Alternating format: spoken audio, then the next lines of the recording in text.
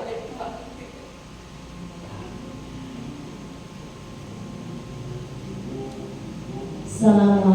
warahmatullahi wabarakatuh. Waalaikumsalam warahmatullahi wabarakatuh. Yang terhormat Ibu Kepala Sekolah, yang saya hormati Ibu Bapak Guru SDN 2 Karangsong. Alhamdulillah pada hari ini kita dapat berkumpul bersama dalam rangka diseminasi menyebarkan pemahaman dan penerapan pengalaman budaya positif yang merupakan salah satu tugas dari program guru penggerak pada modul 1.4 yaitu budaya positif. Bersama saya Nur Hayati, calon guru penggerak angkatan 11 dari SDN 2 Karangsong, Kabupaten Indramayu. Terima kasih Ibu dan Bapak. Nah, sekarang kita berbicara budaya positif. Kira-kira apa ya Bu dalam pemikiran Ibu dan Bapak mengenai budaya positif itu? Saya minta dari Ibu dan Bapak pendapatnya. Silakan. Kemudian apa budaya positif itu kemudian menurut pemikiran Ibu? Silakan berikan tanggapan. Bismillahirrahmanirrahim. Assalamualaikum warahmatullahi wabarakatuh. Waalaikumsalam warahmatullahi wabarakatuh. Izinkan saya menjawab pertanyaan dari Ibu Hayati. Sepengetahuan saya ya, terhadap atau mengenai penyebaran pemahaman dan penerapan pemahaman budaya positif. Untuk budaya positif tersendiri ini itu perilaku baik terhadap siswa. Kebetulan kita kan posisinya di sekolah ya, jadi merupakan perilaku baik dari siswa kepada guru jikalau itu budaya positifnya dilakukan di sekolah. Nah, ada pun salah satu contoh yang termasuk ke dalam budaya positif. Pertama, hadir tepat waktu. Itu merupakan salah satu contoh budaya positif. Kedua, bersalaman kepada guru. Ketiga, sopan santun terhadap guru. Keempat, mengantri. Nah, itu kan mengantri itu merupakan salah satu budaya positif. Nah, itu jawaban dari saya. Kurang lebihnya mohon maaf. Dan Wassalamualaikum warahmatullahi wabarakatuh. Waalaikumsalam warahmatullahi wabarakatuh. Terima kasih Budian yang sudah memberikan tanggapannya. Kemudian ada lagi barangkali dari Ibu Bapak Guru lain yang ingin menambahkan. Mangga, siapa barangkali lebih banyak jawaban, pemikiran lebih lengkap lagi. Tentang budaya positif. Silakan Pak. Satunya Bapak. Tanggapannya mengenai budaya positif. Terima kasih. Assalamualaikum warahmatullahi wabarakatuh. Waalaikumsalam warahmatullahi wabarakatuh. Budaya positif adalah budaya yang implementasinya dapat dilakukan dan dapat ditiru, juga dapat dilaksanakan di lingkungan kehidupannya masing-masing. Dan biasanya budaya positif juga bisa dijadikan sebagai langkah suri teladan bagi yang mengikutinya karena sifatnya positif. Jadi kalau disambung dengan negatif nanti nyala. Jadi kalau positif itu belum nyala. Jadi harus ada yang negatifnya supaya nyala. Terima kasih. Itu saja. Assalamualaikum warahmatullahi wabarakatuh. Waalaikumsalam warahmatullahi wabarakatuh. Terima kasih pada Bapak Sono yang sudah memberikan pendapatnya. Nah, baiklah, di sini budaya positif ya, semuanya betul ya apa yang diutarakan tadi oleh Bapak dan Ibu Guru. Budaya positif itu adalah nilai-nilai, keyakinan-keyakinan dan kebiasaan-kebiasaan di sekolah yang berpihak pada murid agar murid dapat berkembang menjadi pribadi yang kritis, penuh hormat dan bertanggung jawab. Dalam pemwujudan budaya budaya positif ini, guru memegang peranan sentral.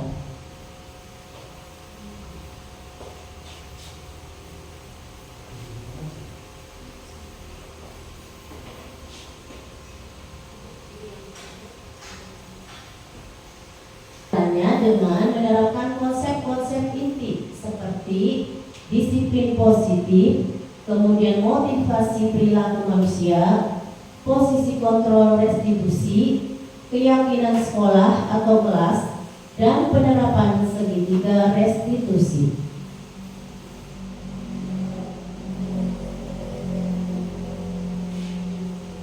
Baiklah Ibu, Bapak Guru, nah sekarang kita akan membahas mengenai yang pertama tadi, yang di dalam budaya positif itu terdiri dari disiplin positif. Apakah disiplin positif itu? Nah, di sini disiplin positif adalah suatu pendekatan untuk menerapkan disiplin dari dalam diri anak tanpa hukuman dan hadiah. Nah, apa itu maksudnya hukuman dan hadiah? Baiklah Ibu, di sini saya akan mencontohkan disiplin positif, ya.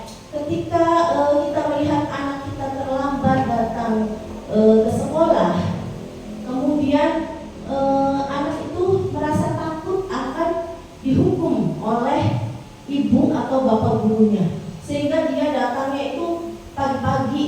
Jadi belum adanya kesadaran diri, belum adanya kedisiplinan positif dari anak tersebut, karena dalam pemikirannya itu hanya takut untuk dihukum, atau misalnya anak itu ingin berpendapat karena ingin mendapat hadiah. Jadi bukan dari keyakinannya, bukan dari dalam diri anak tersebut. Jadi yang seharusnya itu timbul dari dalam diri anak tersebut, maka akan terlaksananya disiplin positif itu. Kemudian tujuan disiplin positif adalah untuk menanamkan motivasi kepada murid-murid agar mereka menjadi orang yang mereka inginkan dan menghargai diri sendiri dengan nilai-nilai yang mereka percaya.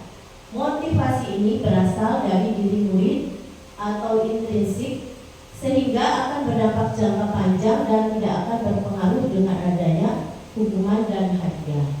Jadi motivasi itu timbulnya dari dalam diri anak sendiri. Jadi bukan karena merasa takut dihukum, dan bukan karena adanya hadiah dari ibu dan bapak guru. Itu namanya intrinsik, ya ibu bapak. Nah, selanjutnya dalam budaya positif itu ada motivasi perilaku manusia. Setiap manusia itu mempunyai motivasi, ya bapak ibu. Nah, motivasi itu terdiri dari motivasi eksternal dan motivasi internal. Nah, motivasi eksternal ini untuk menghindari ketidaknyamanan atau hukuman dan untuk mendapatkan imbalan penghargaan dari orang lain, itu termasuk eksternal. Kalau motivasi internal untuk menjadi orang yang mereka inginkan dan menghargai dirinya sendiri dengan nilai-nilai yang mereka percaya. Jadi timbulnya dari diri sendiri. Ini dicontohkan, misalkan bapak ibu ya mengendarai sepeda motor, kemudian bapak ibu memakai helm, itu tujuannya untuk apa? Saya mau tanya. Mangga Ibu, ya ayo bantu jawab. Ya pinter, ya bu. Tidak bilang. Kemudian apa ibu? Keselamatan, ya.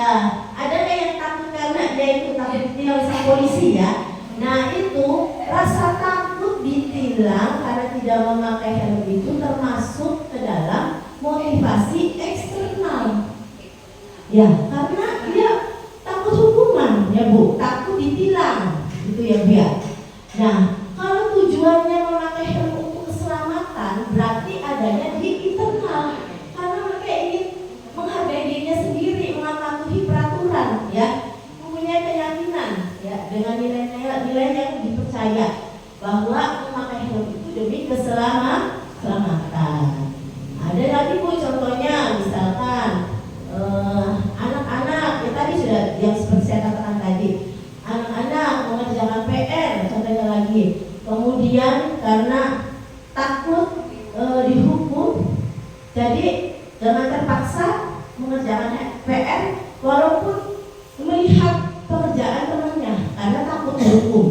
Tapi kalau anak itu timbul intrinsiknya, berasal dari dirinya timbul, maka anak itu timbul dengan sendirinya mengerjakan pekerjaan rumah itu sendiri di rumah, gitu ya Bu. Penuh tanggung jawab, ya, mempunyai nilai-nilai yang mereka yakini, gitu ya, mempunyai budi pekerti yang luhur. Selanjutnya, Ibu Bapak, dalam budaya positif itu ada teori kontrol seorang guru. Nah, di sini ya Ibu Bapak perhatikan, teori kontrol seorang guru mungkin baru didengar oleh Ibu Bapak guru. Nah, saya pun sebenarnya baru mendengar ya ketika saya belajar dari calon guru penggerak, ternyata banyak sekali ilmu yang saya dapatkan, diantaranya ini teori kontrol seorang guru. Jadi memang kita itu belajar itu harus berpihak pada murid, ya, jangan menuntut murid itu menuruti kita, tidak. Jadi kita yang menuruti anak itu belajar maunya seperti apa. Jadi kontrol seorang guru itu yang pertama menjadi penghukum. Seorang guru dari penghukum itu, ya, jadi guru itu selalu menghukum anak itu bila tidak mengerjakan tugas, misalkan bila anak itu melakukan kesalahan dengan hukuman. Guru itu selalu menghukum anak itu.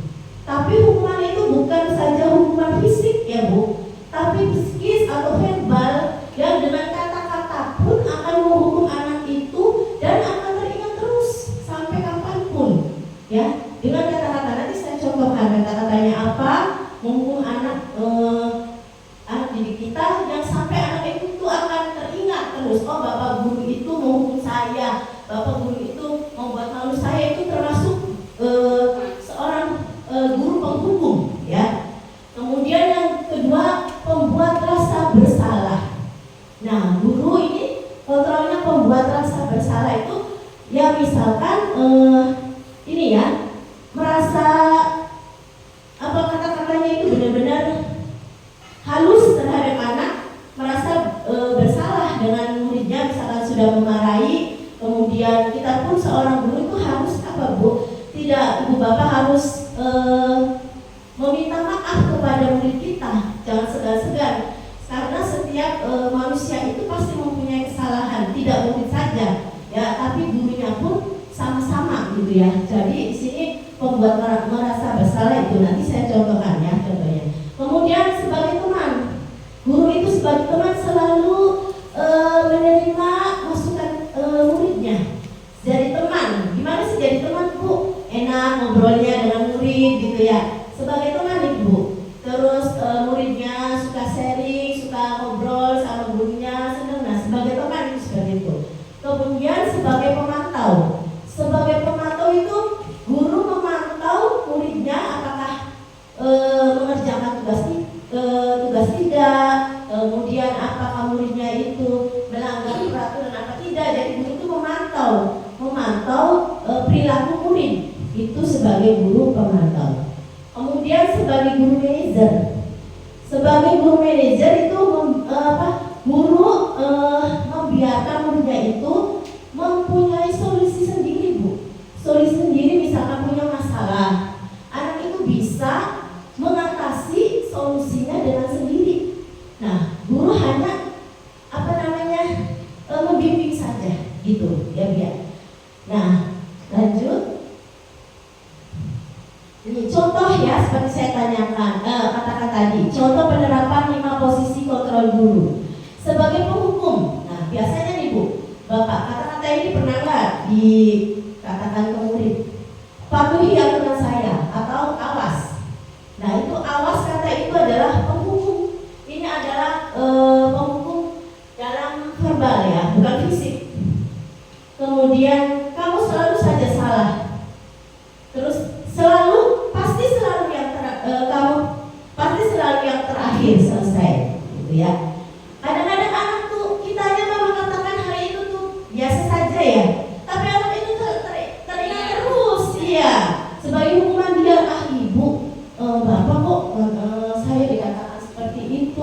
Ya, anak itu kadang diam saja tapi dia merasa terhukum dengan kata-kata kita.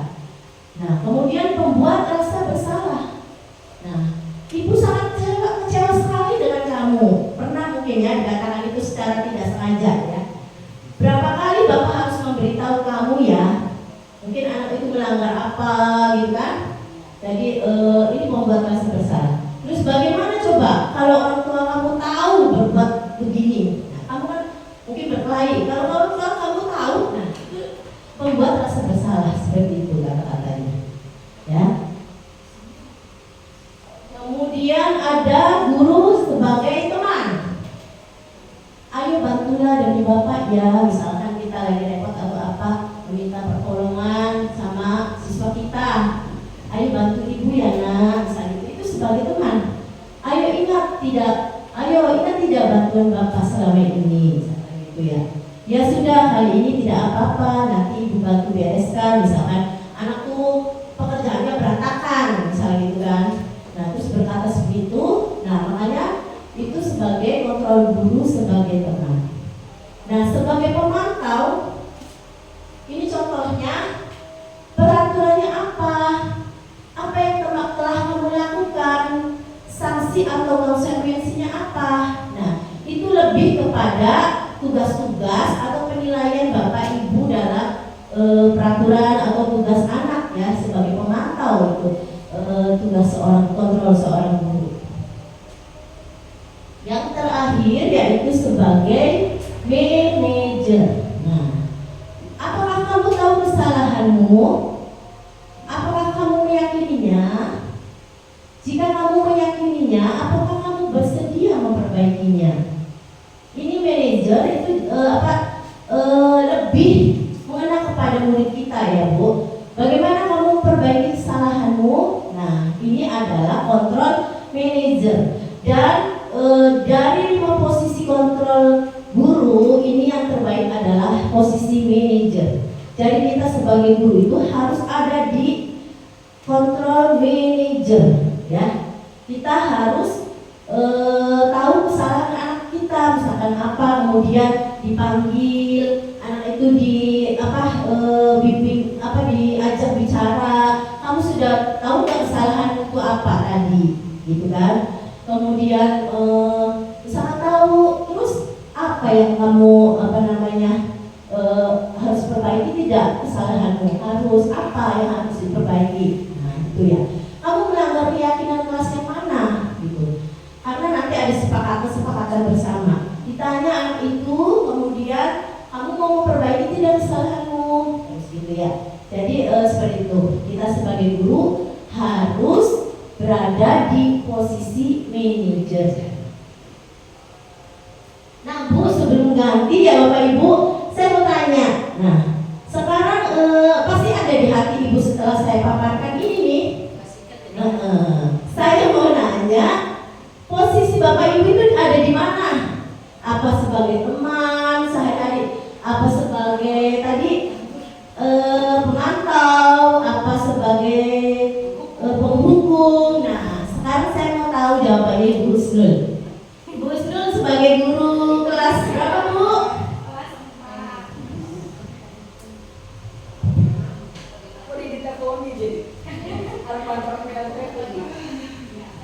'Bismillahirrahmanirrahim. Assalamualaikum warahmatullahi wabarakatuh. Waalaikumsalam warahmatullahi wabarakatuh.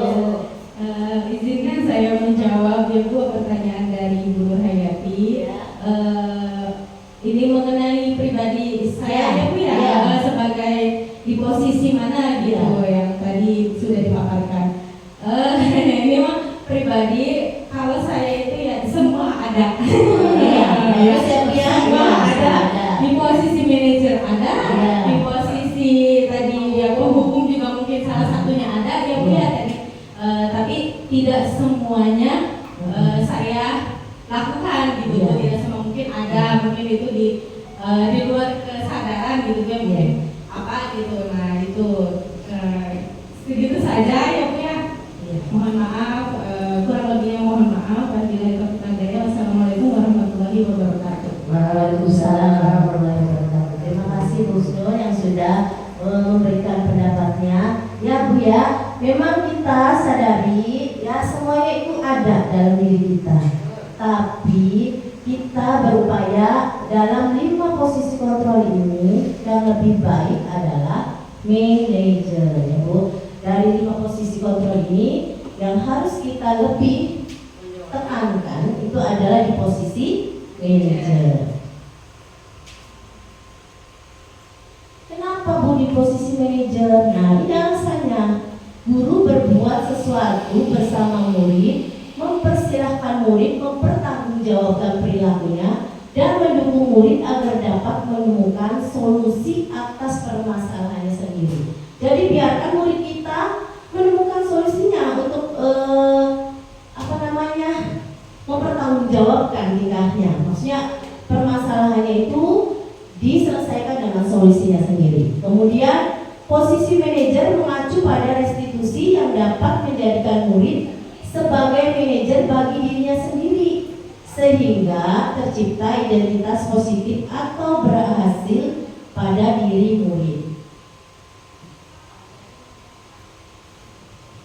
Nah, Ibu Bapak Guru, saya ingin Ibu Bapak Guru menjawab ini ya, soal dari saya. Apakah di posisi mana ini?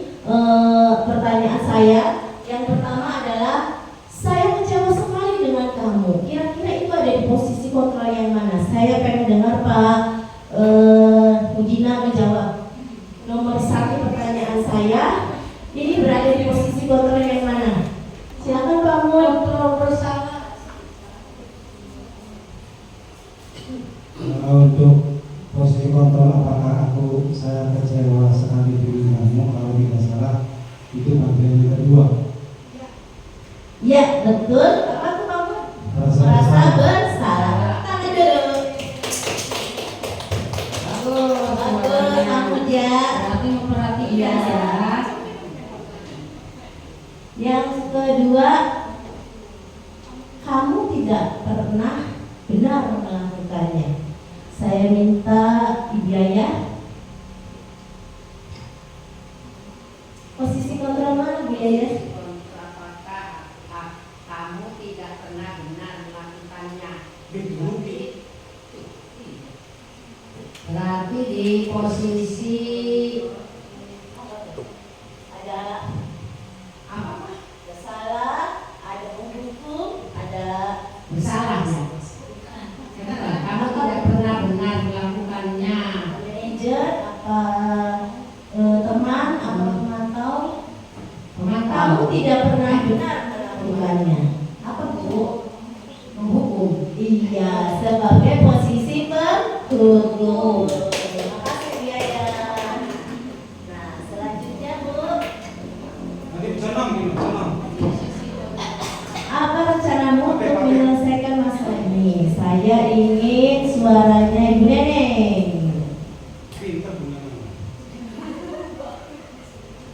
Untuk yang soal ini, apa rencanamu untuk menyelesaikan masalah ini? Itu manajer. Iya betul ya, ini adalah soal dalam posisi kontrol manager. Bagi duit jajan. Masa ini bagi duit jajan. Selanjutnya Ibu Bica. Oke Bica. Silakan Bica. Terima kasih. Untuk posisi kontrol yang ini yang Ayah lakukan dengan Bapak atau Ibu ya, ini posisi kontrol teman. Iya betul. Semuanya antusias. Iya, iya. Alhamdulillah ya Bu, semuanya antusias ya. Terima kasih. Kemudian yang ini saya minta Ibu Adila. Kamu tidak pernah mendapat nilai jika tidak mengerjakan tugas. Kamu tidak pernah mendapat nilai jika tidak mengerjakan tugas. Apa nih? Teman. Penghukum ya. Iya, penghukum.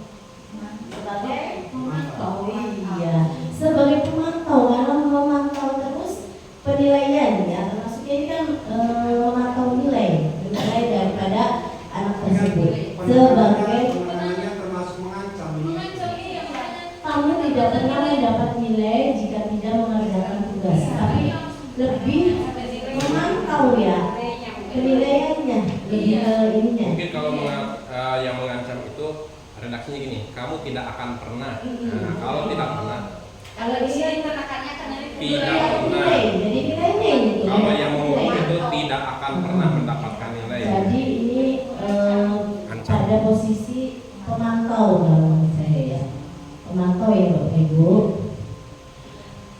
Nah sudah Bapak Ibu, tepuk tangan dulu buat semuanya. Alhamdulillah ya, ada sudah di sini saya bukan menggurui ya Ibu Bapak Guru, semuanya saya yakin Bapak Ibu Guru ini adalah guru yang hebat dan sudah berpengalaman untuk itu. Mengecas Daripada saja, iya, ini ya Bu, Bukan. saya mau bikin semangat dulu ya Bu, jangan ngantuk udah siang. Dan gini ya Bu, kalau saya mengatakan SD kan langsung 2 Indramayu hebat hebat, gitu ya Bu ya. Ya, hebatnya 3 kali. Ya. Hebat, hebat, hebat. SDN 2 Karangsong Indramayu.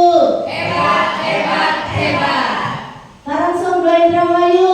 Hebat, hebat, hebat. Iya Ibu Bapak Guru, terima kasih ya. Untuk semuanya. Yang kemudian dalam budaya positif itu adalah keyakinan kelas.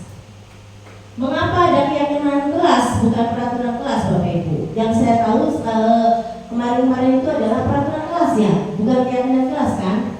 Nah, ada juga tata tertib ya Bu, bukan keyakinan kelas. Tapi untuk sekarang saya setelah tahu ya Bu, belajar dalam lingkungan itu, peraturan kelas itu bukan ditiadakan, tapi namanya diganti dengan keyakinan kelas. Mengapa begitu? Karena keyakinan kelas itu datangnya dari diri anak langsung, timbulnya dari anak langsung, dibuatnya juga dari anak-anak yang nantinya akan disepakati bersama di dalam kelas.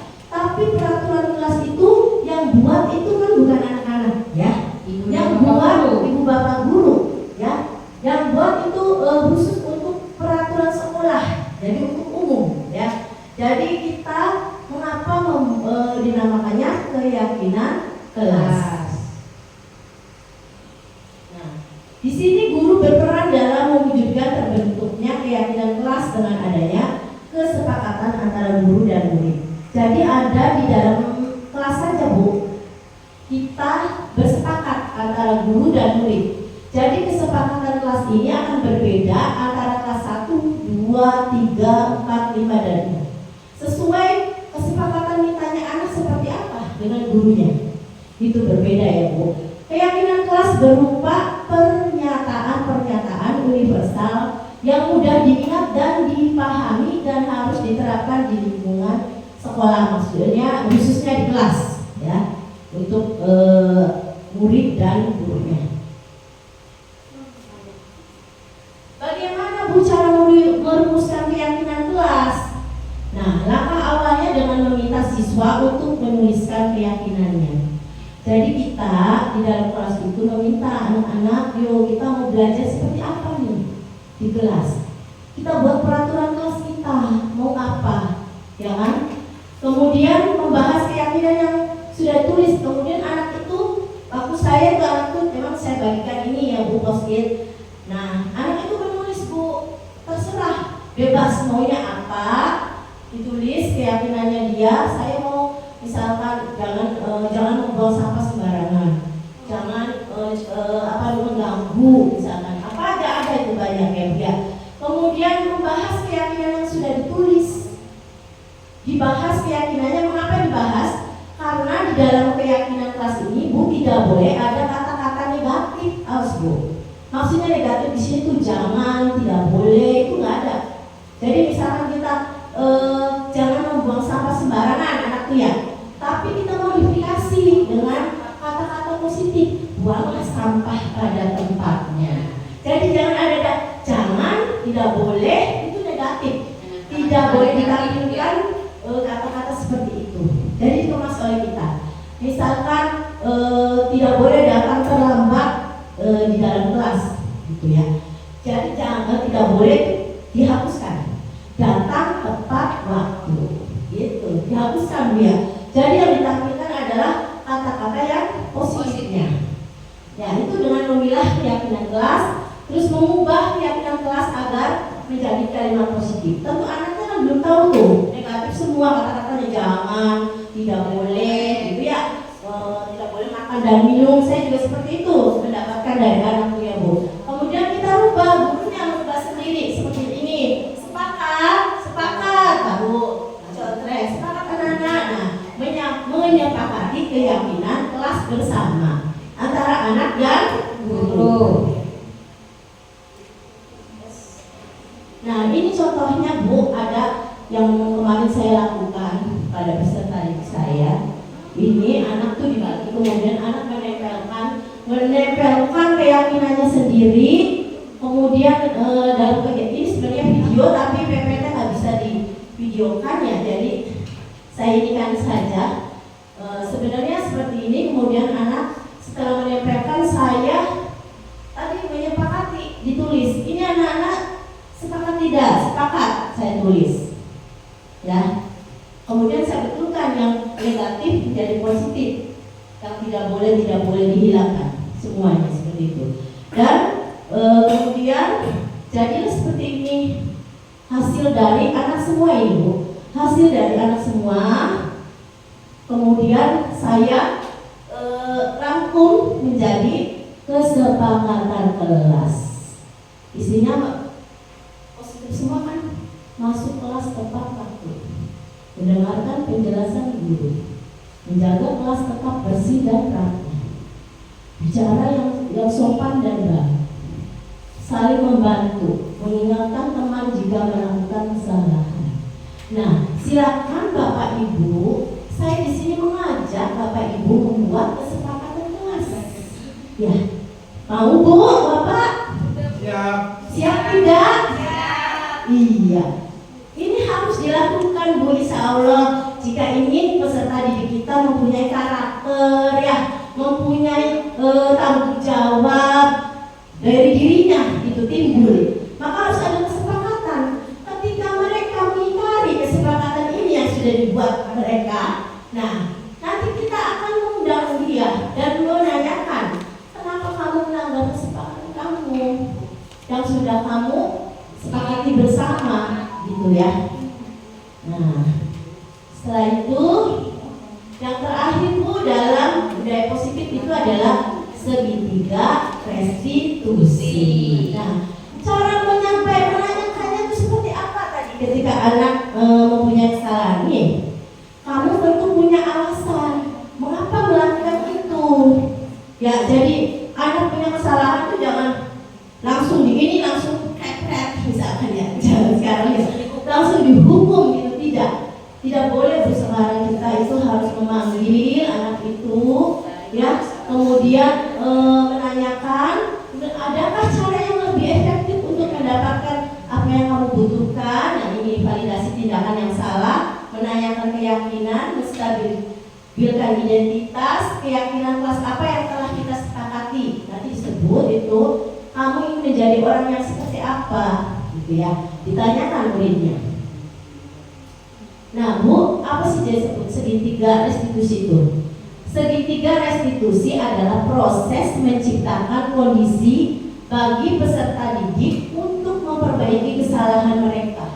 Jadi kalau yang buat salah tuh bukan masalahnya, diselesaikan dengan segitiga restitusi, sehingga mereka bisa kembali pada kelompok mereka dengan karakter yang lebih kuat.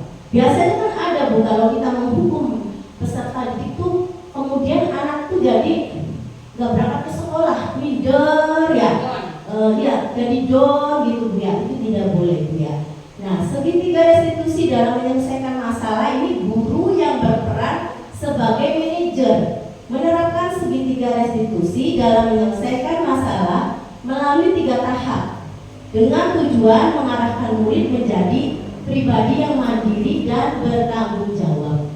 Dalam segitiga restitusi ada 3 dalam menyelesaikan masalah itu. Yang pertama, menstabilkan identitas, memvalidasi tindakan yang salah, dan menanyakan keyakinan. Seperti apa? Nah ini Bu, yang pertama menstabilkan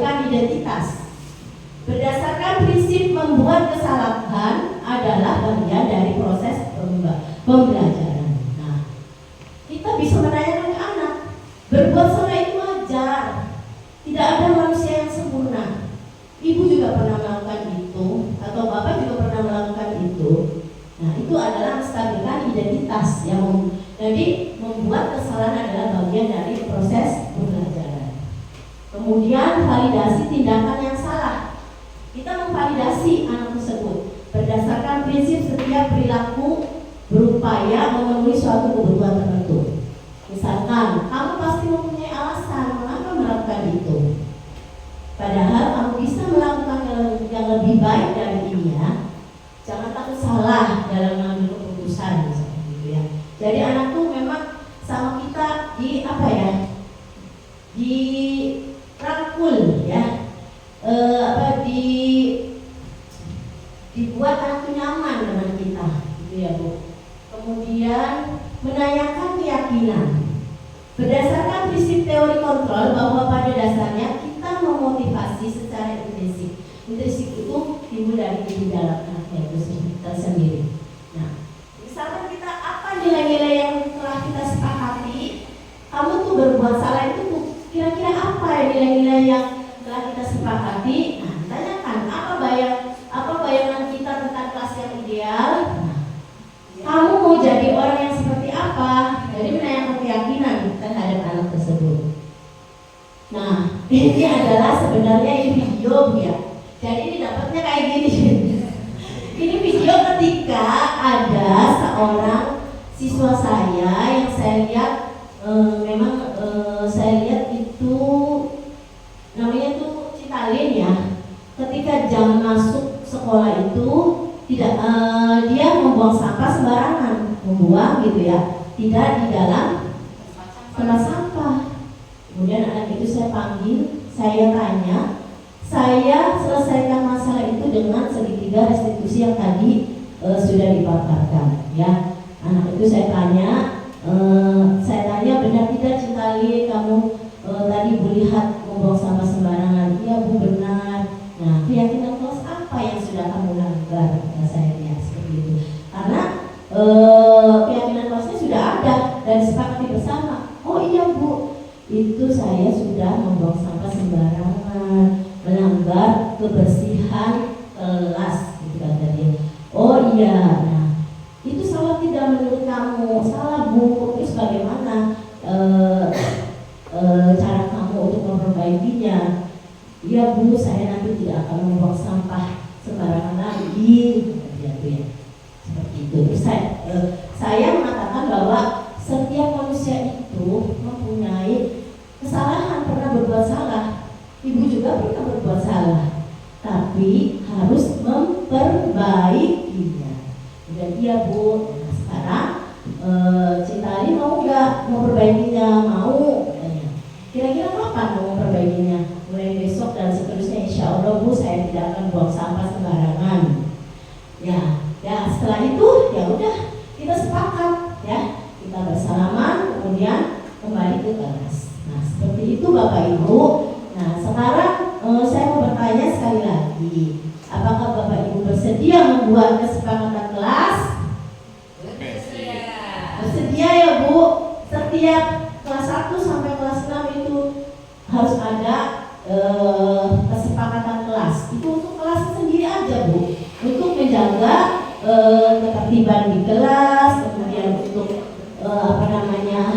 menjadi anak itu tanggung jawab ya Bu, mempunyai karakter sesuai visi kita, kemudian sesuai juga dengan tujuan filosofi Ki Hajar Dewantara. Ya, demikian Ibu, mungkin desiminasi saya ya saya cukupkan untuk hari ini. Terima kasih atas kehadiran Ibu Bapak Guru semuanya. Semoga bermanfaat. Billahi taufiq wal hidayah. Wassalamualaikum warahmatullahi wabarakatuh. Salam guru penggerak, tergerak, bergerak dan menggerakkan. Ya, terima kasih atas paparannya. Mudah-mudahan dengan ilmu yang baru ini, ya sebenarnya tidak baru, cuma ya mungkin istilah-istilahnya aja ya yang baru, karena kayak seperti kesepakatan kelas itu sebenarnya kita mah kurang ya Bu ya gitu. Nah mungkin kita nanti akan insya Allah akan ada realisasinya. Mangga ibu-ibu untuk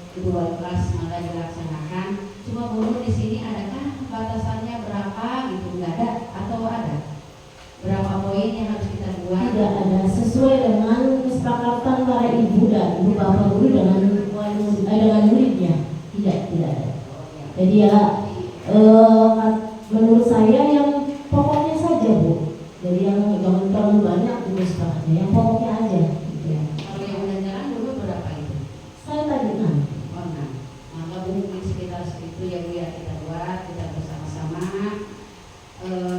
Nanti kita bikin mungkin di kertas atau di apa? Iya, itu saya buat di kertas warna. Oh ya, biar sama mungkin kita.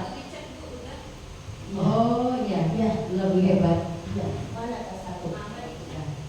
Iya, boleh nanti dibuat agak besar ya dia. Ya, Maka biar dia anak bisa dibaca. Bu. biar bisa dibaca di kertas semuanya yang agak gede ya, biar dibaca masing-masing kita musyawarahkan dulu untuk membuat kesepakatan. Maka Terima itu kasih. barangkali ada yang mau Ibu. mengatakan, ada yang mau bertanya, barangkali kesempatan mana? Assalamualaikum warahmatullahi wabarakatuh. Assalamualaikum warahmatullahi Wabarakatuh. Dari penjelasan Ibu tadi, saya masih agak ragu mengenai keyakinan. Sekarang itu kadang-kadang suka menerapkan kata-kata yang pada dasarnya kalau dahulu itu yang namanya keyakinan itu kaitannya dengan ideologi. Tapi sekarang seolah-olah dibaurkan dengan hal-hal yang biasa. Padahal biasanya kalau keyakinan itu ya menyangkut hal-hal yang bersifat ideologi. Misalnya bisa makan nanti di mana atau di mana. Nah, oleh karena itu apakah dari CGB dari peserta CGB sendiri pernah menanyakan mengapa kok pakainya keyakinan? Padahal yang namanya keyakinan itu berkaitannya dengan hal-hal yang ideologi. Itu yang pertama. Lalu yang kedua mengenai kontrol tadi. Kalau misalnya contoh misalnya disiplin. Disiplin itu tidak langsung menghasilkan anak itu sekali jadi.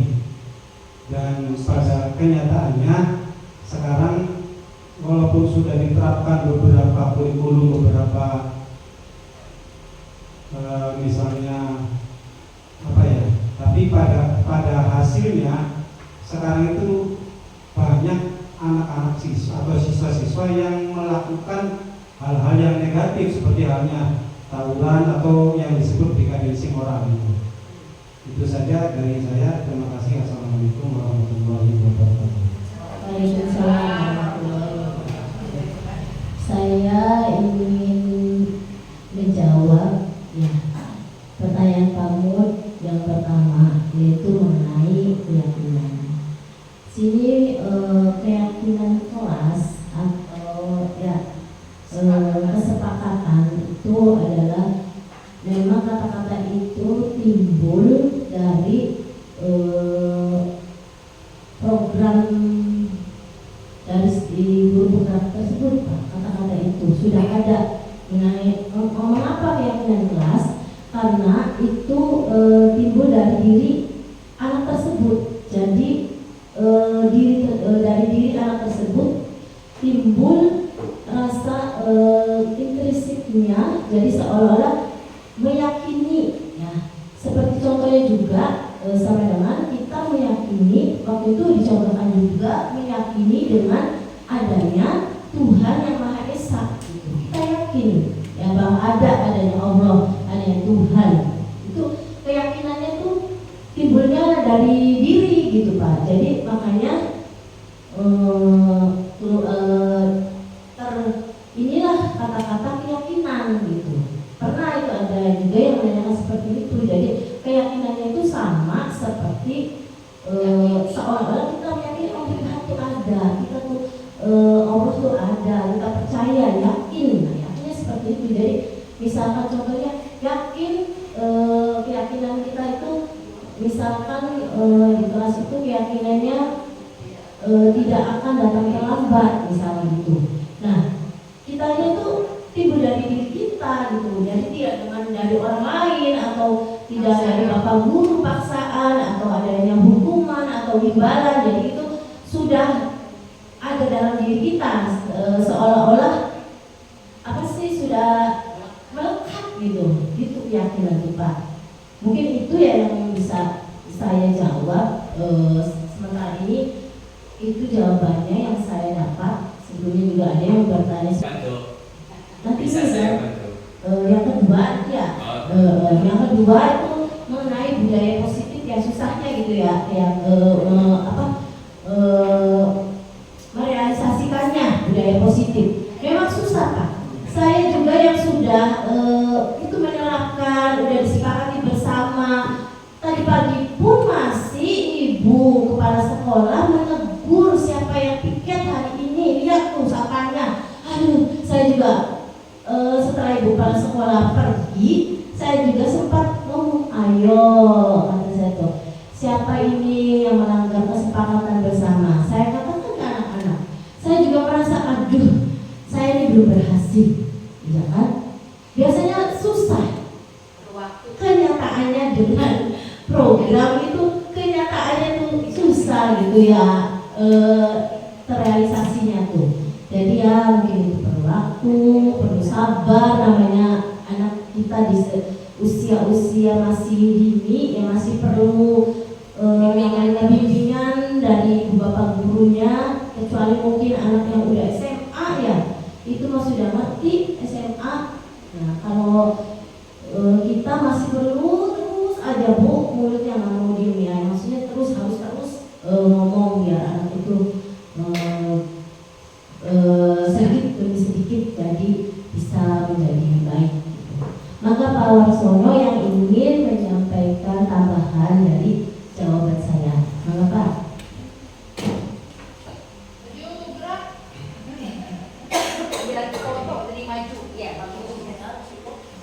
Terima kasih.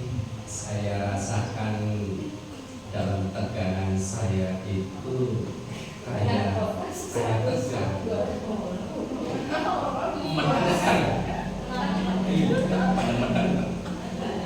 Sedikit untuk membahas tentang kata keyakinan.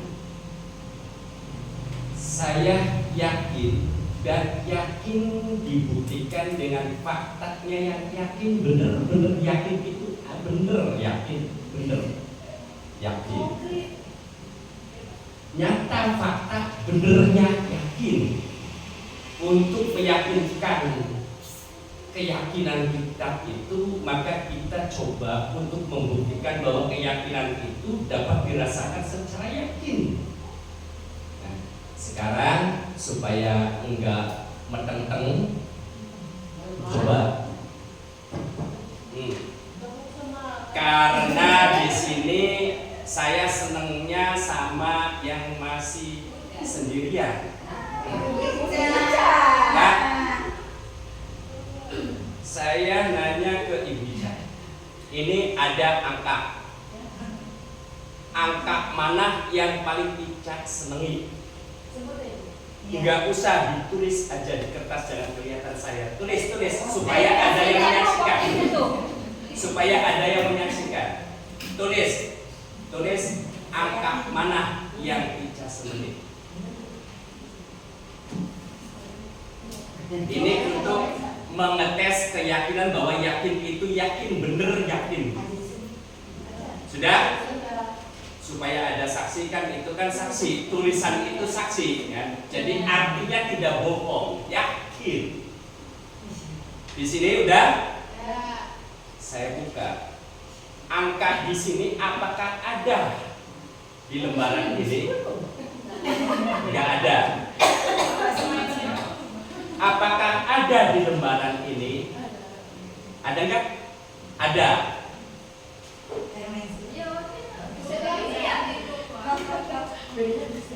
Apakah ada di sini? Ada. Ya. Yakin? Yakin? Ya yakin bisa dilihat, lembar bisa dilihat. Ada? Ada. Apakah yakin di sini? Ada?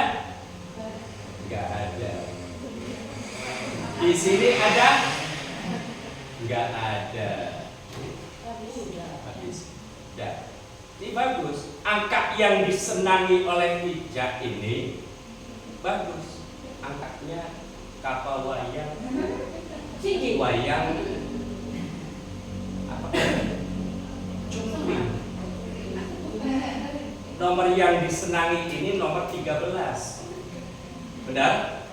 Coba lihat. Itu yakin? Yakin? Benar? Yang itulah suatu keyakinan bahwa yakin benar, yakin itu yakin benar. Untuk penguatan yakin. Punya rumusnya, Bu. Saya tahu. Dia punya rumusnya, bagaimana bisa tahu, Pak? Itu teori untuk meyakinkan. Kita pun harus kuliah ilmu keyakinan. Ya, itu aja. Oh, terima kasih. Makasih. Ya, terima kasih Pak Warsono, tepuk tangan. Terima kasih Bapak Guru. Sekian saja, terima kasih waktunya. Mohon maaf ya Bu sudah mengganggu waktunya sehingga terselenggaranya diseminasi ini. Ini adalah tugas saya dalam modul 1/4 budaya positif. Ya, semoga saja ini bisa diterima sama tim penilai saya. Nanti videonya mau dikirim Bu ini tuh. Jadi terima kasih banyak.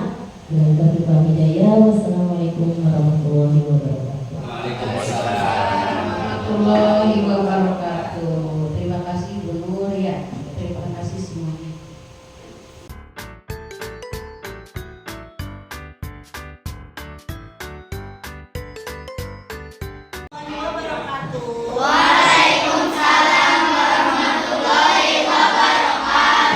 Bagaimana kabarnya kalian hari ini? Alhamdulillah ya. Sekarang hari ini kita akan belajar mengenai keyakinan kelas. Nah, anak-anak siapa yang sudah tahu tentang keyakinan kelas? Keyakinan kelas adalah sesuatu yang dapat kita sepakati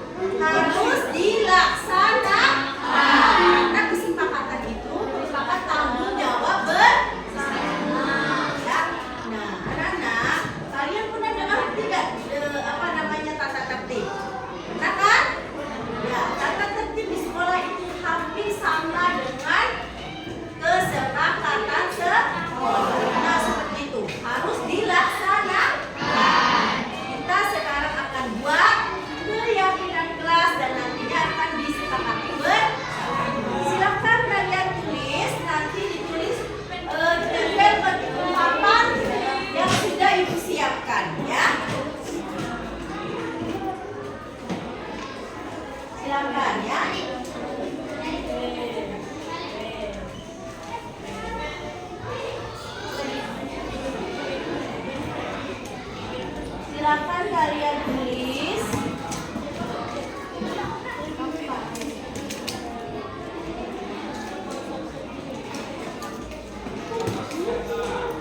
Keyakinannya dan tempelkan kepada papan keyakinan kelas. Silakan.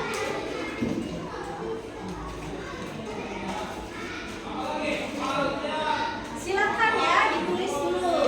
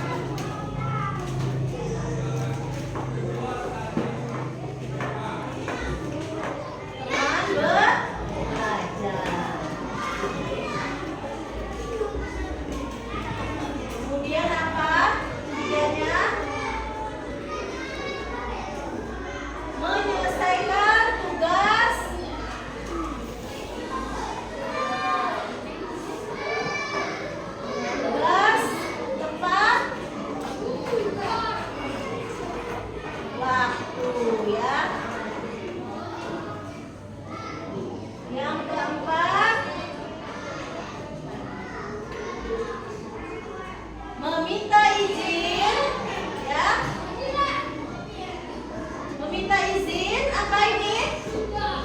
Jika keluar apa? Kelas. Ya anak-anak. Kemudian yang terakhir, siswa-siswi berdoa sebelum dan sesudah belajar ya.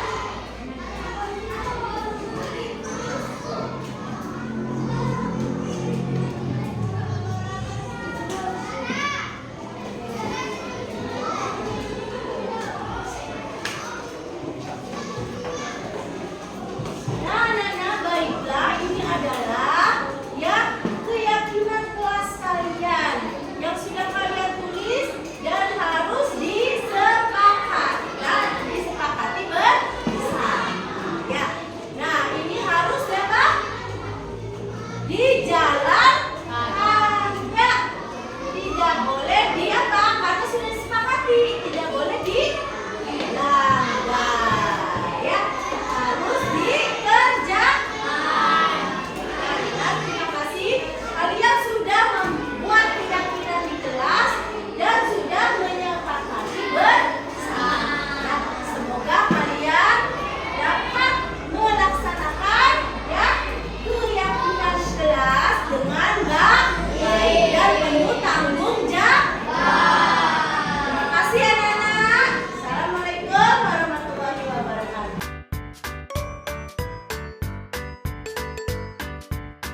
Waalaikumsalam warahmatullahi wabarakatuh. Nama saya Cintalin dari kelas 6A. Assalamualaikum warahmatullahi wabarakatuh. Saya Dedi dari kelas 6A. Warahmatullahi wabarakatuh. Nama saya Riyadi dari kelas 6A. Senang sekali. Sangat seru. Sangat bersemangat. Penting sekali. Penting sekali. Penting sekali.